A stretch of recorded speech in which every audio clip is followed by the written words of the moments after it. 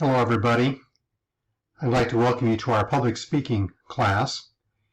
This presentation is entitled Becoming a Public Speaker and serves as the introduction to our course for this semester. In this presentation, I want to cover three basic things. The first thing I want to cover is talking about what is public speaking. The second is I want to review some of the very basic elements of human communication that if you took Communication 100, you would have covered those things. And the third is we're going to conclude with a look at the rhetorical situation. So let's begin. So what is public speaking? Public speaking is defined as a sustained formal presentation by a speaker to an audience. And I would like for you to underline in your minds that word, or those two words, formal presentation. What really is key to the public speaking process is the formation and the process, the steps we go through in order to develop a formal presentation. And these steps that will be covered later are things that you can use in almost any area of communication, whether it is in public speaking, whether it's in writing a term paper or an essay, or whether it's for creating and conducting some kind of workshop or presentation in the workplace. These steps all lead to this idea of formal presentation. The second thing that is pointed out here is that it may occur face-to-face, it may occur in a professional setting, it may occur in a non-professional setting, or it may occur online. Thirdly, it's a liberal art. A liberal art is a body of general knowledge needed to effectively participate in a democratic society. So this tool, this idea of public speaking, is not simply a class that we're taking out of many, but it is there to help us become better individuals, better members of our society in all those different ways.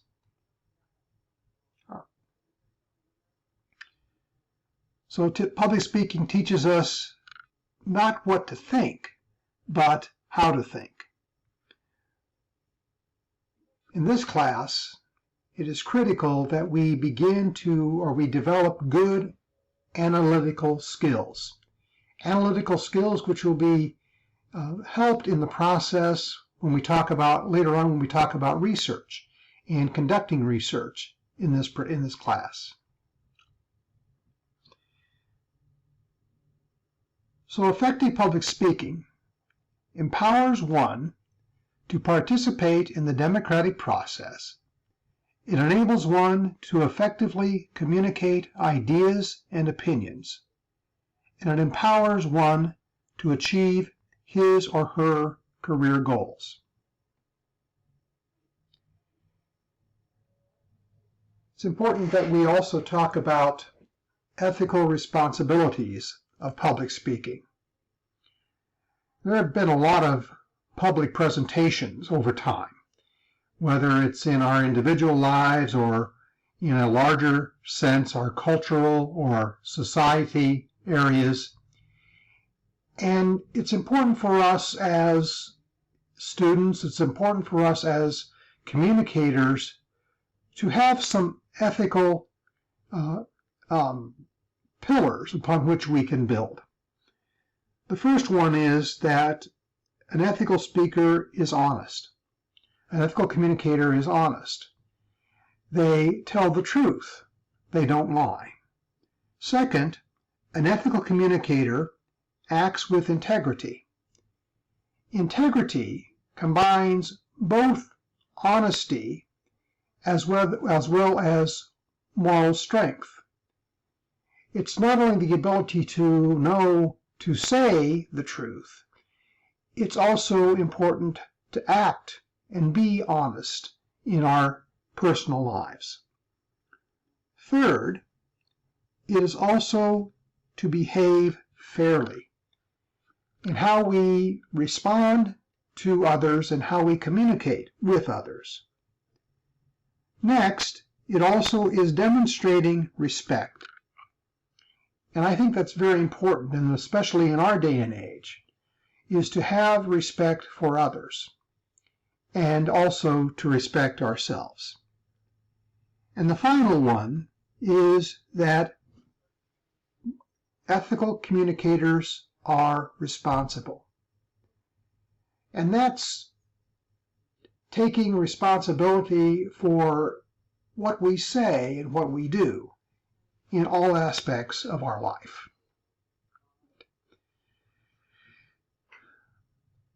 The second thing I want to look at here is some of the basic ideas and understandings of communication.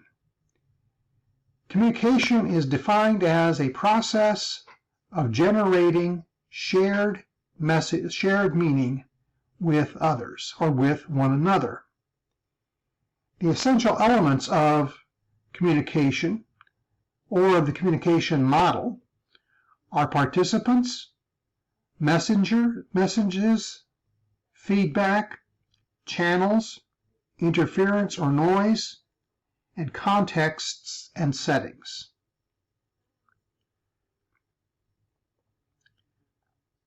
So as we look at communication, we understand that it's a process of encoding and decoding a message. Encoding is the process of putting one's thoughts and feelings into words and nonverbal behaviors. And when we see the communication model, that's really what the speaker or the sender does. They are in the process of encoding the message. Decoding, on the other hand, is the process of interpreting verbal and nonverbal messages sent by others. And that's really the role of an audience, is to decode what you have to say. And really it's there that the message takes on meaning, is when your audience is able to decode it and to understand what you have said. So again, here are the very basic components of communication. So I want to also talk about mediated channels or channels. Channels are how we get the message from one point to another point. So think in terms of a face-to-face conversation, the oral communication process is the channel. It is speaking, it is verbalizing out loud what you need to, what you're saying or how you're conveying the message to the other person. When we talk about mediated channels, we're talking about channels that are enhanced by audio or visual technology. So mediated channels are things like radio and television, vlogs and blogs, that are ways in which we communicate, again, the message from the sender to the receiver. The second type of channel are virtual presence. And this is stimulated presence made possible using digital technology. So in many senses, what we are doing here by in this class right at this moment during this pandemic is we are really in a virtual kind of presence. We are present together, even though we are not all in the same room, we are sharing in a message together. So this is the communication model. On the left side of the screen, you see a participant. This is the one who is going to encode the message. This is the sender of the message.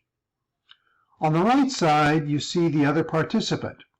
This participant is the one who is going to decode or to understand the message. And then you see in the center all of the ways in which the message can be transmitted from one place to another place. And what is also important here is that it is the receiver of the message who must provide feedback. So it's important to think of communication not simply as one-directional or simply as one person speaking to another and that person responding, but it's an interaction which involves many different aspects of the communication process. The next thing is we talk about our communication contexts. Communication contexts are oftentimes also referred to as communication levels. And these are the various ways in which where communication takes place. On the left side, you see intrapersonal communication. And I want to point out that intrapersonal communication and interpersonal communication are two different things. Intrapersonal means inside the person. At this point of communication, this is our communicating to ourselves. And we do this all the time. It's when we're thinking about something or when we're daydreaming, or even, as I like to call it, we do self-talk when we're responding to something that we did or we should do, or those are interpersonal communications. Interpersonal communication is the communication that takes place between two individuals, also called a dyad. This is our relationship part of communication. When we communicate personally with a close friend or a romantic partner, or we communicate professionally with a doctor or an attorney, or even in the workplace where we communicate with our supervisor or we communicate with another employee, this is the interpersonal element of communication.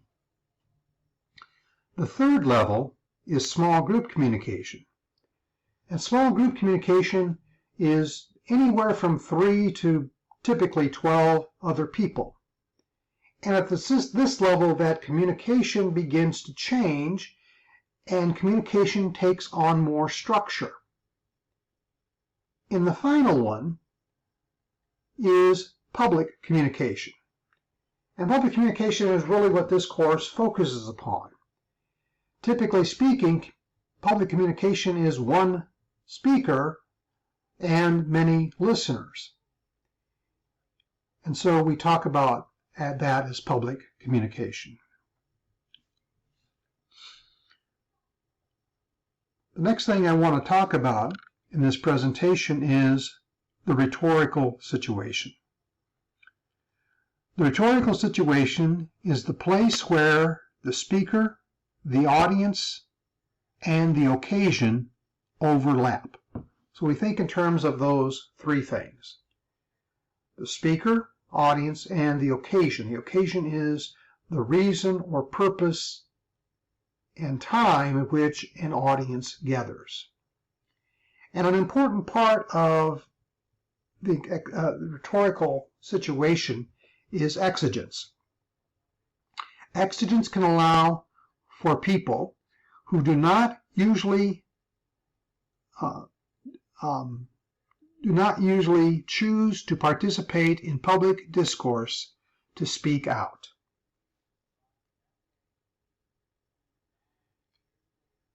So here are the components of the rhetorical situation. First, we have the speaker. Second, we have the audience. And third, we have the occasion. As mentioned in the definition, the rhetorical situation is the place where the speaker, the audience, and the message overlap. And so you see here in the area, you see exigence, you see genre, which goes more with writing or the way that the message is communicated, and then you see purpose. Going back to that word exigence, exigence is that which calls for a message to be communicated. So that very basically covers the opening aspects of our chapter. In our next presentation, we will be talking about the 5 stages or 5 canons of rhetoric, which will serve as the basis for this course. Thank you.